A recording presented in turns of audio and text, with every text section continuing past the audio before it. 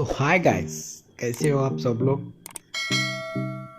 Normal अपना mobile को normal lamination sticker किस तरीके से जो आप आसान तरीके से जो अपने मोबाइल को जो अप्लाई कर सकते हैं, इस वीडियो के अंदर मैं पूरी एक्सप्लेन करने वाला हूँ। आप ये वीडियो को पूरा लास्ट तक देखिए। और ऐसे ही इस लैमिनेशन स्टिकर का प्राइस क्या होगा और कहाँ मिलेगा और कितने प्राइस में मिलेगा, अपना नॉर्मल सा मोबाइल को अट्रैक्टिव लुक बनाने के लिए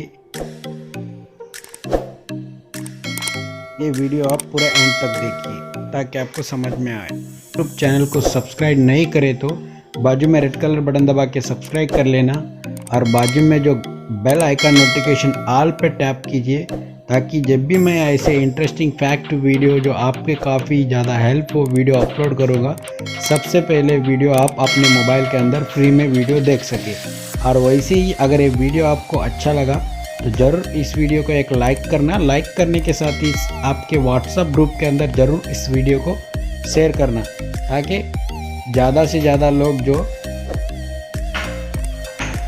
इस वीडियो को फ़ायदा उठा सके।